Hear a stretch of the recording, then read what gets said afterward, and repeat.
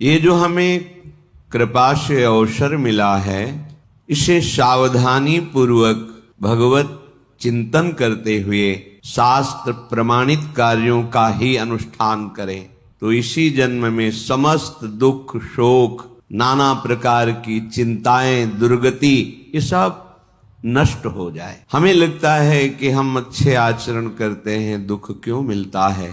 हमारे बहुत जन्मों के कर्म हमारे संचित हैं। जब तक हम भगवत अर्पित कर्म नहीं करेंगे, भगवान नाम जप नहीं करेंगे, भगवत आश्रय नहीं लेंगे, तब तक उन कर्मों का नाश तुम्हारे शुभ कर्मों से नहीं होगा।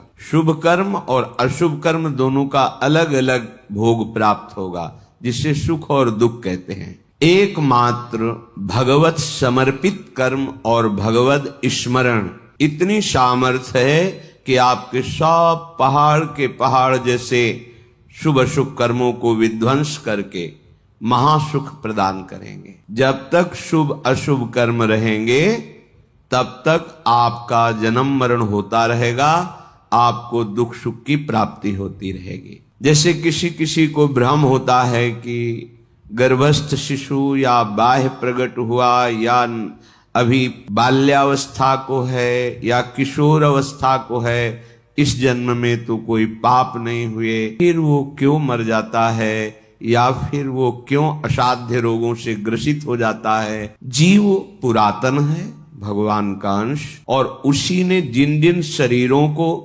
धारण करके जैसे जैसे कर्म किए हैं, वैसा वैसा उसको परिणाम भोगना पड़ता है। पहली बार थोड़ी मनुष्य बना है, शास्त्रों बार बन चुका होगा। जैसे प्रश्न उठता है कि 84 लाख योनियों में एक योनि है जिसमें कर्म नवीन किया जा सकता है, तो अभी तो वो मनुष्य योनि में है, पीछे क्या ऐसे कर्म किए?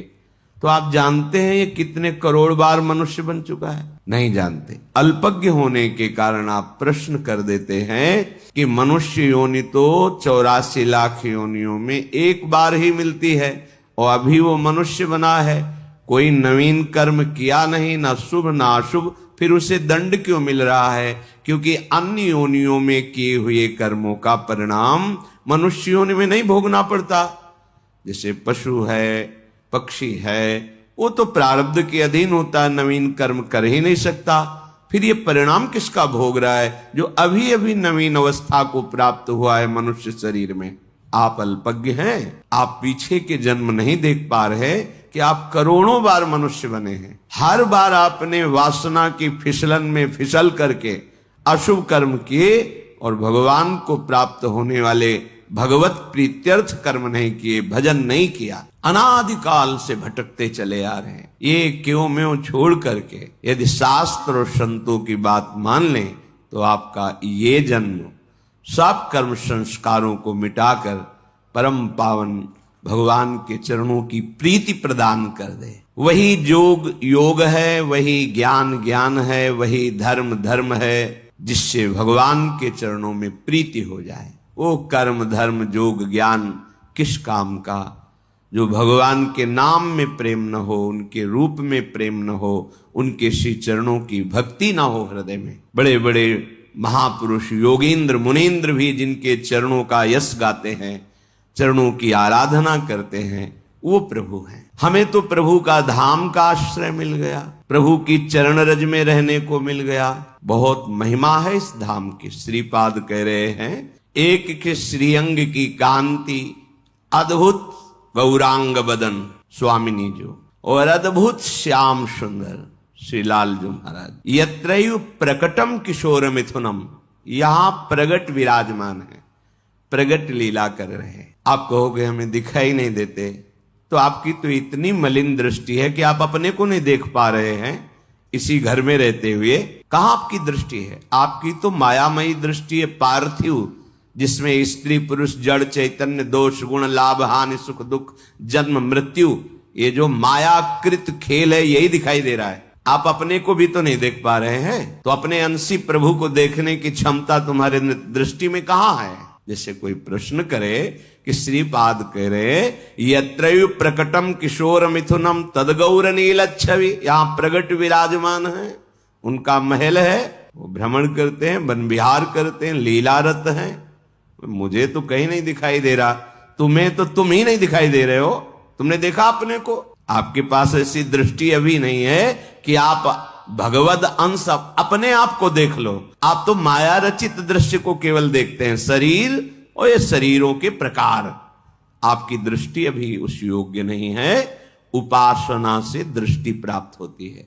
तब इन्हीं नयनन सब सुख देखें, अपनो जन्म सुफल कर लेखें। श्री ध्रुवदास जी महाराज परम रसिक। इन्हीं नयनन, इन्हीं दृष्टि में श्री जी की कृपा दृष्टि जागृत हो जाती है। तब निकस कुंज ठाढ़े भये, भुजा परस्पर अंश, श्री राधा वल्लभ मुख कमल, निरख नयन हरिवंश। प्रेम नेत्र प्रकाशित हो गए, मानस नेत्र प्रेममय हो गए। अब दिखाई दे रहा गौर नीलत छवि, गौरांग बदन, अनंत बिजलियों की कांति श्री लाडली जू, और अद्भुत लावण्य श्याम सुंदर श्री लालजू महाराज। दोनों गलबहियां दिए हुए कुंज निकुंजों में प्रगट अभी यही आज अतिराजत दंपति भोर। आज पर हमारे नेत्र नहीं है कि हम वो देख पावे। हमारे क्या श्री सस्यापि विमोहनम स्मर कला रंगईक रम्याकृति, लक्ष्मी के भी वो नेत्र नहीं जिससे ये रस, तभी बहुत गूढ़ एकांतिक रस है। ब्रह्मा का भी जो दिव्य ज्ञान है, दिव्य नेत्र हैं, अभी उनमें वो प्रेम नेत्र नहीं जिनसे प्रिया प्रीतम की इस रसमयी विलास स्थिति को देख सके। वो तो बाल कृष्ण की लीला को ही देखने की सामर्थ्य नहीं रह गई, और कंपायमान शरीर होकर 3 परिक्रमा करके स्तुति करके चले गए ब्रह्मा जी। ये हमारे गौरांग बदन लाडलीजू महाराज और श्याम बदन लालजू महाराज, ये यहां विराजमान है। मान लो आपको दिखाई नहीं दे रहे, पर आप मानते हो ना कि आप हैं, ऐसे आप मान लो। श्रीधाम वृंदावन प्रिया प्रीतम की नित्य लीला स्थली है। यहां एक सर्वानंद कदम माने समूह होता है। सर्वानंद का समूह, अद्भुत चमत्कार, महादुर्लभम। सर्वानंद कदम्ब कोपरि चमत्कारम महादुर्लभम। अपनी बुद्धि नहीं है कि इस बात को समझ सके। जहां हमारी लाडली जी और लालजू गलबहियां दिए हुए विहरण कर रहे हैं, उस शोभा को देख करके कोई भी, चाहे योग जनित सुख हो, चाहे ज्ञान जनित सुख, ये भोगों की तो ब्रह्मादिक जितने भी भोग हैं, ये तो इस लगन में फीके पड़ जाते हैं। ब्रह्मादिक के भोग सब विषम लागत ताहि, नारायण ब्रज चंद की लगन लगी है जाई। कंचित प्रेम रसम स्रवत दखिलम क्षिप्त्वैव वृंदावनम। अगर आप वृंदावन का आश्रय ले लेते हैं, वृंदावन का वास स्वीकार कर लेते हैं, या आश्रय लेकर वृंदावनेश्वरी के चरण उपासना में लग जाते हैं, तो ऐसा चमत्कारम महादुर्लभम, अद्भुत चमत्कार, महादुर्लभ प्रेम रस आपके हृदय में, ये बड़ी दुर्लभ बात, भगवत प्रेम होना। माया में ही और माया का प्रदर्शन करना है, कोई चमत्कार नहीं है। नाना प्रकार की सिद्धियों के द्वारा इसी माया का ही चमत्कार तो है। माया में कई जगह शरीर एक समय में उपस्थित कर लेना, माया में मन की बात जानकर बता देना, आप कहां से आ रहे हैं, आपका नाम क्या है, आपका उद्देश्य क्या है, ये सब माया में ही तो है ना। मायातीत बुद्धि हो जाना, और उस मायातीत सुख को मोक्ष कहते हैं। और उस मोक्ष सुख का भी त्याग करके लाडलीजू और लालजू के श्री चरणों का प्रेम प्राप्त हो जाना, ये अत्यंत दुर्लभ बात, अत्यंत दुर्लभ बात। यद किंचित छटा जिसके हृदय में प्रेम की पड़ी तो सब भूल गए। संन्यास रूप में श्री नारायण स्वामी जी यहां पधारे। श्री कृष्ण रूप माधुरी ने ऐसा बावरा कर दिया कि महाप्रेमी हो गए। विरह कमंडल कर लिए बैरागी दो नयन, बस मांगत दरस मधु करी, और छके रहते दिन रैन। ऐसी अद्भुत अद्भुत स्थिति नारायण स्वामी की। एकमात्र प्रभु का चिंतन, रूप का और नाम का, सब भूल गए। ब्रह्मानंद, वेदांत दर्शन, ये प्रेम रस ऐसा है, ये जब जागृत होता है तो दुशरिया नहीं रहने देता। प्रेम गलियति साकरी तामे दो न समाए। तो श्री वृंदावन मंडले यदि शिरः श्री राधिका कृष्णयोः, यदि वृंदावन में आप आए और सत्संग सुना और आपके हृदय में बैठ गया कि अब तो मेरे जीवन के आधार श्री श्यामा श्याम है, अपना जीवन में श्यामा श्याम को देता हूं, लाडली लाल को समर्पित करता हूं। समर्पित करने का मतलब होता है मन वचन कर्म से उनकी शरणागति स्वीकार करना। श्री वृंदावन मंडले यदि शिरः श्री राधिका कृष्णयो, अपना शीश दे दिया। ये प्रणाम कोई छोटी बात नहीं है। प्रणाम करने का मतलब होता है हमने शीश दे दिया। शीश देने का मतलब होता है सर्वस्व, अब मेरे प्राण समर्पित हैं, आज्ञा कीजिए, जो आपकी आज्ञा होगी वैसे ही अब जीवन चलेगा। मेरे जीवन का अस्तित्व केवल आपकी आज्ञा है। अब मेरा मन कुछ कहेगा उसके अनुसार नहीं चलूंगा, आपकी आज्ञा क्यों, उसे कहते हैं प्रणाम करना, चरणों का आश्रय ले लेना, प्रणति शरणागति। सत प्रेमैक रसात्मनो पदतले न्यस्याभय स्थीयते, जिसने श्री श्यामा श्याम के चरणों में अपने शीश को झुका दिया, समर्पित कर दिया, अब उसे कहीं भी कोई भी भय परास्त नहीं कर सकता, श्रीपाद कह रहे हैं। क्योंकि ऐसा सच्चिदानंद में निर्भय पद उसके हृदय में प्रकट होता है। तरहास्ते मम लोक तो नहीं भयम, नो धर्म तो नो दूरांत यदि व्याधि सतात किमन्य दखिलाधीसाच में नो भयम।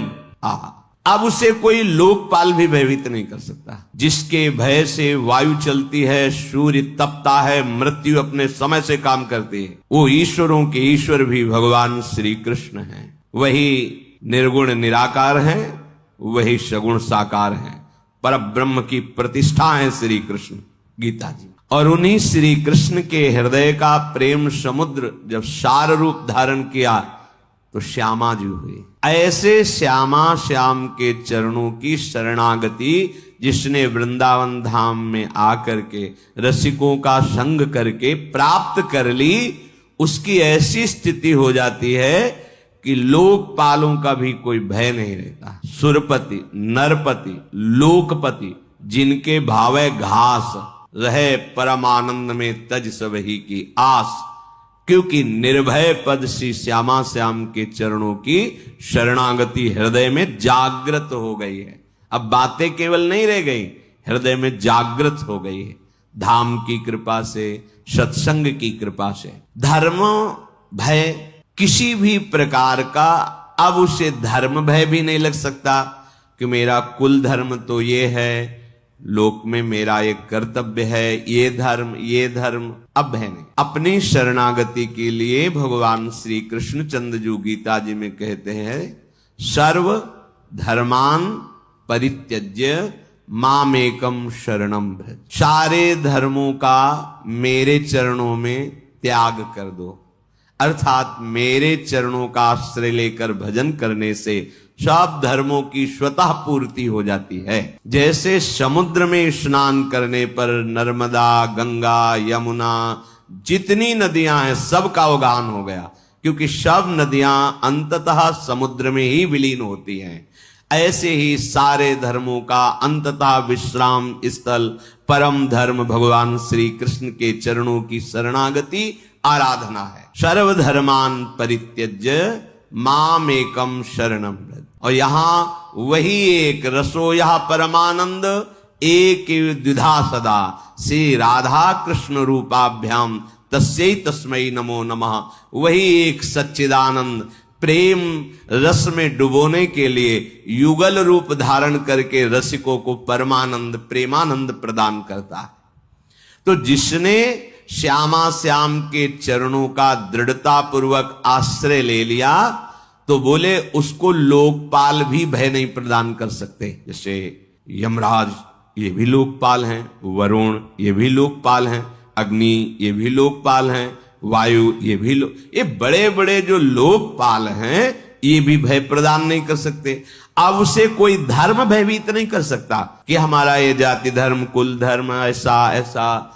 सब धर्मों की पूर्ति भगवान श्री कृष्ण के चरणों में है।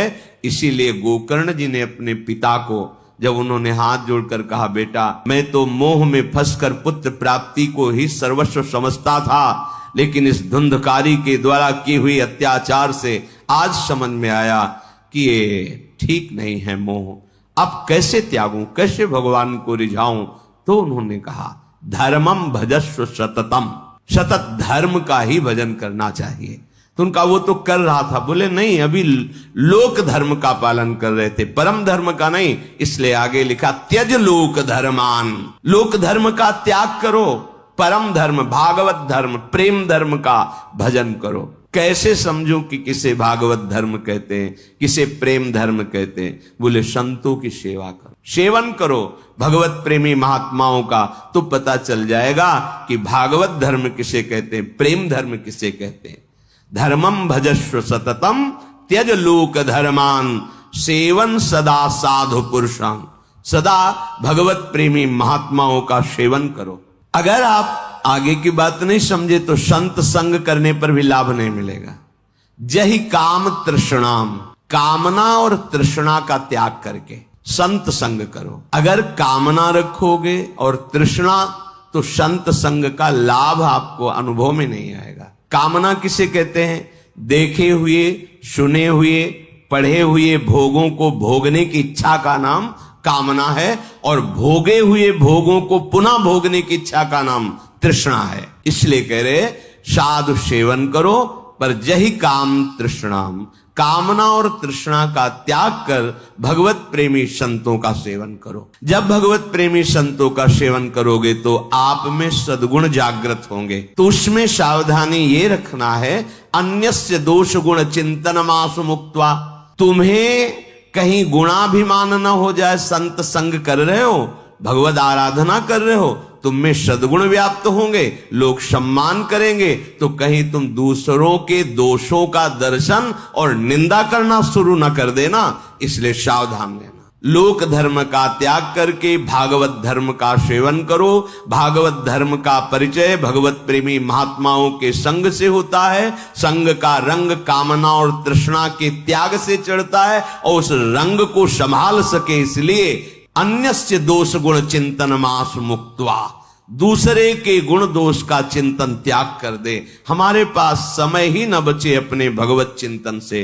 कभी नाम, कभी गुण, कभी लीला, कभी रूप, कभी धाम, कभी सेवा, हमारा सारा समय इसी अभ्यास में जाए। अन्यस्य दोष गुण चिंतन का तब हमें अवसर मिलता है जब हम प्राप्त दिनचर्या का प्रमाद के कारण त्याग करते हैं। अगर भगवत प्रदत्त गुरु प्रदत्त दिनचर्या का हम ईमानदारी से पालन करें तो हमारे पास समय ही नहीं है किसी के गुण दोष देखने का। इसलिए कह रहे अन्यस्य दोष गुण चिंतन मास मुक्त्वा सेवा कथा रसमहो नितराम पिबत्वम, भगवान की लीला चरित्रों का गायन श्रवण और प्रभु के श्री अंग की सेवा।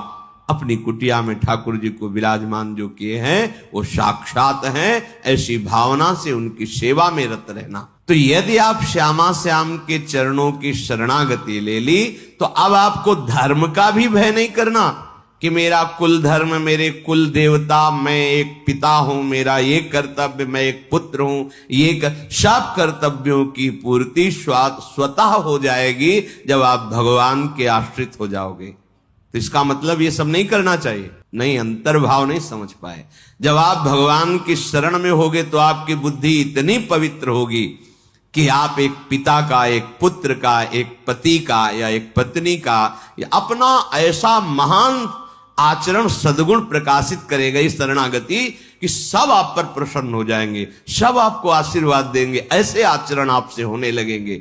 पर आपकी रति होगी भगवान के ही चरणों में, प्रभु के नाते से ही सब कर्तव्यों का पालन होगा। तरहास्ते मम लोकतो नहीं भयम नो धर्मतो नो दूरांतादि व्याधि सतात। अगर किसी कर्म के वशीभूत होकर के हमारे शरीर में 100 भयानक रोग एक साथ पैदा हो जाएंगे तो भी मेरे हृदय में कोई चिंता नहीं रहेगी, क्योंकि हम श्यामा श्याम के शरणागत हैं। अक्षरशः सत्य है। हृदय से शरणागति स्वीकृत हो जाए तो ये बात कह रहे कि 100 शतम 100 यदि रोग एक साथ प्रकाशित हो जाएं इस शरीर में, तो भी मेरे हृदय में कोई चिंता, कोई शोक, कोई भय नहीं होगा, क्योंकि हम प्रभु के शरणागत हैं। ऐसे अखिल ब्रह्मांडों का कोई अधिपति भी हो, जैसे अखिल ब्रह्मांडों का अधिपति काल है, समय, वो ब्रह्मा को भी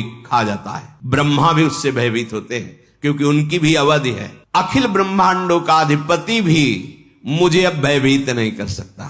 भगवान का ही स्वरूप है काल। समुझ जे आए शरण ते डरत ना काल डर।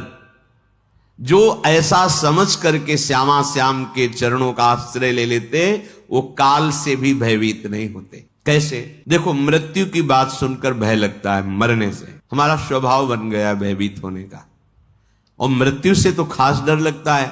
सच्ची मानिए, जो भक्त जन होते हैं, जिनका हृदय प्रभु को समर्पित होता है, उनके मृत्यु का समय ऐसा होता है जैसे विशाल हाथी के गले से रायबेल की माला टूट के गिर जाए। रायबेल जो श्वेत, उसको पता ही नहीं चलेगा कब छूट गया। मृत्यु भयावा नहीं, भयावा तब होती है जब हम केवल शरीर में आसक्त हैं और यहां की सब सामग्री हमने मेहनत के द्वारा पैदा की, और जब छूटने का समय आता है तो सब छूटेगा। जिनसे हमने परिचय बनाया वो छूटेगा, जिसको हमने अपना माना वो छूटेगा, तो अब मिलेगा क्या? अब केवल भय ही भय है। कहां जाऊंगा, कौन मेरा है, क्या होगा, ये सब मेरे तो छूट रहे हैं, अब क्या होगा, अब भय है। अगर आपने श्यामा श्याम के चरणों का आश्रय लेकर सबकी सेवा की है, तो मूल में श्यामा श्याम है, तो शरीर छूटने की बात आने पर यह बात आएगी, श्यामा श्याम है ना, हमें जाना तो उन्हीं के पास है ना। आप देख लो, वास्तविक हृदय में जब शरणागति आएगी तो मृत्यु का भय भी जाने लगता है। मरने का मतलब है अपने प्रीतम के समीप नित्य निरंतर सानिध्य में रहना। कितना आनंद का विषय। हम जिसे प्यार करते हैं, अब उसे ध्यान में नहीं, अब वो प्रगट में मुझे उनके समीप रहने को मिलेगा, ऐसा भाव। मरने से सब जग डरा, मेरो मन आनंद, कब मरी हो कब भेटी हो, पूरन परमानंद। तो कह रहे हैं उसे सर्व ब्रह्मांड अधिपति काल से भी भय नहीं होता। जिए काल बस ना परे। वो जीता है श्यामा श्याम में, काल के अधीन होकर नहीं जीता, क्योंकि वो श्यामा श्याम का शरणागत। तो ये तो भाई उनकी बात हुई जो वृंदावन आश्रित होकर श्यामा श्याम की तन्मयता पूर्वक उपासना कर रहे, रोज सत्संग सुन रहे, रसिकों का संग। पर हम तो दूर से आए हैं, आज ही रुकेंगे फिर चले जाएंगे, और घर गृहस्थी में इतना भजन साधन तो बनता नहीं। वहां तो सुन लिया, पर आचरण और वायुमंडल का प्रभाव हमें ऐसी स्थिति में तो रहने नहीं देता कि 100 व्याधि हो जाए, मुझे कोई चिंता ना हो, मुझे किसी धर्म की परवाह नहीं, लोकांतर के अधिपतियों का कोई डर नहीं। ऐसा तो नहीं है ना। तो हमारे लिए क्या है? तो श्रीपाद कह रहे, आहा, ये धाम देगा आपको। क्या बोले? यद पुष्पम घ्रातवंतः सकृदपि, यदि वृंदावन में प्रकट हुए पुष्प को, जो वृंदावन की भूमि में प्रकट, बड़ी महिमा, तभी कहते हैं। अब ऐसा समय आ गया है कि लताओं का आदर नहीं है, बड़ा दुर्भाग्य प्रकट हो रहा है। करे तो क्या करे, माया ने ऐसी समस्या में फंसा दिया। अब वो 50,000 रुपया गज की 100 गज जगह खरीदी, अब 100 गज में उसमें वृक्ष रखे, अपना मकान बनाए, क्योंकि सब बड़ी मुश्किल से धन संग्रह करके वृंदावन वास के लिए उसने जगह खरीदी है। अब एक पीपल का वृक्ष, बरगद का वृक्ष, वो खुद अपना अधिकार जमा ले। अब क्या करें? ये दलीलें हमारी बुद्धि में जागृत होती है कि हम क्या करें, इतनी महंगी जगह ली, अब लता।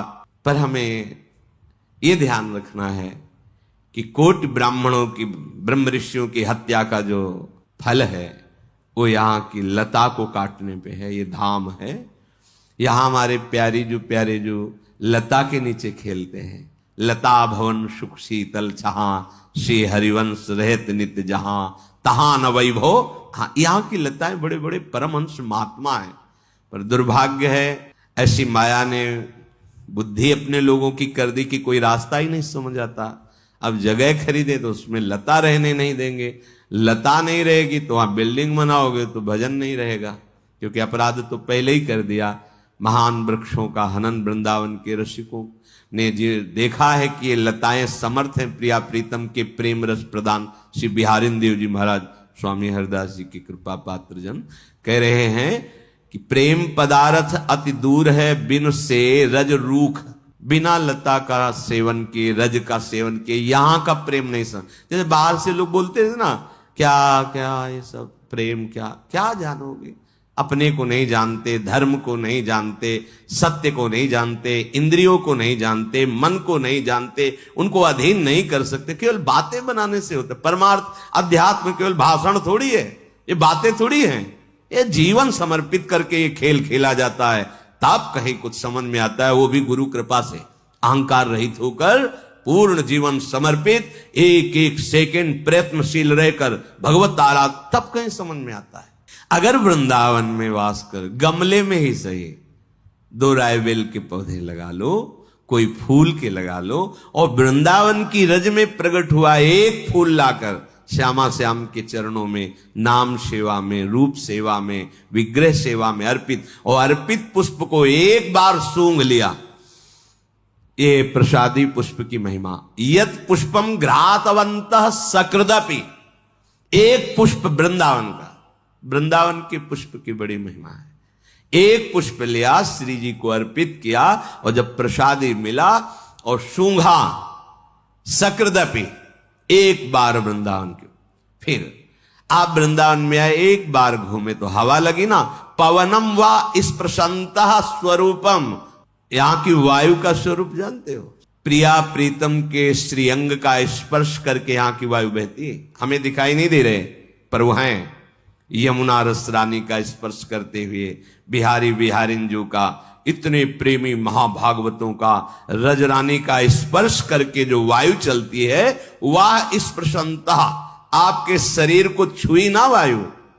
लोकम वालोकयंतः, एक बार आपने वृंदावन का आके दर्शन किया, नतिकृतः करहिचिद यद्दिशेपि, एक बार आपने किसी भी दिशा में विराजमान ठाकुर जी के दर्शन के, राधा दामोदर, राधा मदन मोहन, राधा गोविंद देव, राधा रमण, राधा वल्लभ, गली गली में भगवान कृपा करके हम विराजमान है। यहाँ कोई घर ऐसा नहीं जहां ठाकुर जी विराज, अरे परम धाम है। किसी भी दिशा में यहाँ केवल श्यामा श्याम ही है, वो नाम रूप कोई अलग हो, नाम रूप अलग हो तो भी। एक बार गोस्वामी श्री तुलसीदास जी को अमनिया किसी ने लाया, बोले अमनिया है, अपने ठाकुर को भोग लगा लो। बोले ब्रज यहाँ अमनिया है ही नहीं। क्यों? बोले यहाँ सब श्यामा श्याम का ही जूठन है, ये श्यामा श्याम का धाम है, यहाँ कोई भी अन्य नाम रूप हो, भोग लगता श्यामा श्याम का है, उनका महल है, इसके बाद सब पाओ श्यामा श्याम का ही है। गोस्वामी जी ने कहा अमनिया नहीं, यहाँ तो सब उनका है, श्यामा श्याम का है। यहां किसी भी दिशा में प्रणाम कर लिया ठाकुर जी, और वो यहां से चला गया। एक बार यन्नामा पेक बारम शुभम अविदधता, एक बार यहां का जय जय श्री राधे एक बार उच्चारण किया, राधा, बस। या कह रहे कि संशय मत करना मेरी बात पर। अगर वो कहीं बाहर मरता है ऐसे प्रदेशों में जो अपवित्र हैं, तो भी उसको श्रीधाम की कृपा से श्रेष्ठ मुनिगण जिनकी वंदना करते हैं ऐसे पदवी को प्राप्त होगा। इसीलिए कहा है प्राप्स्यन्ति वांजसा तनु मुनि वर महितम धाम ये केचिदेव, ये धाम देगा उसको ऐसी महिमा में पद, शरीर कहीं भी शरीर छोड़े, कि मुनिजन वंदना करते हैं जिस पद की, उस पद को धाम प्रदान करेगा। इसलिए कह दिया कि तुम इसमें संशय मत करना, क्योंकि ऐसा संशय हो सकता है। एक बार वृंदावन की प्रकट हुई भूमि में पुष्प लेकर श्यामा श्याम के चरणों में समर्पित करके सूंघ लिया, एक बार वृंदावन का दर्शन कर लिया, एक बार किसी ठाकुर को मंदिर में जो विराज प्रणाम कर लिया, एक बार यहां की वायु लग गई, और एक बार यहां जय जय श्री राधा, जय जय श्री राधा, राधा राधा वल्लभ लाल की जय, जाओ। कहीं भी तुम्हारा शरीर छूटेगा तो श्रीधाम तुम्हें वो परम पद प्रदान करेगा जो मुनियों के द्वारा बंदनीय। अब इससे बढ़िया और बात क्या हो सकती? दो बातें हो गई। यदि आप वृंदावन का आश्रय लेकर अनन्य भाव से श्यामा श्याम की शरणागति स्वीकार करके भजन करते हो तो ना लोकपाल का भय, ना धर्म का भय, न काल का भय, न मृत्यु का भय, कोई भी भय तुम्हें भयभीत नहीं कर सकता, चाहे 100 असाध्य रोग एक साथ हो जाए। यदि आपसे ऐसा नहीं हो पाया, एक बार वृंदावन आए, दर्शन किया, एक फूल प्रसादी सूंघ लिया, आपके शरीर में वृंदावन की वायु लगी, आपने यहाँ के ठाकुर को प्रणाम किया, यहाँ के किसी जन की चरण वंदना कर ली और नाम उच्चारण किया, राधा राधा, ये महारानी जी का महल है, राधा राधा राधा, जाओ अब कहीं भी तुम्हारा शरीर छूटेगा तो श्रीधाम जिम्मेवारी लेता है, वो तुम्हें ऐसा पद प्रदान करेगा वृंदावन। देख लो, इसमें स्पष्ट लिखा है, तन मुनिवर महितम, मुनिवर जो बड़े बड़े तपस्वी जन जिस पद की आकांक्षा करते हैं, वंदना करते हैं, वो पद उस व्यक्ति को मिलेगा कहीं भी उसका शरीर छूटे। ऐसे श्रीधाम का जहां एक बार की ऐसी महिमा है, हम ऐसा घाटे में क्यों रहे एक बार, हम अगर बाहर रहते तो जब छुट्टी मिले बार बार आओ, खूब राधा राधा जपो, बात मान लो, मान लोगे तो फिर जान लोगे, और जान लोगे तो समझाना नहीं पड़ेगा, जानत तुम्हें हो जाए, खुद तुम्हें भगवदानंद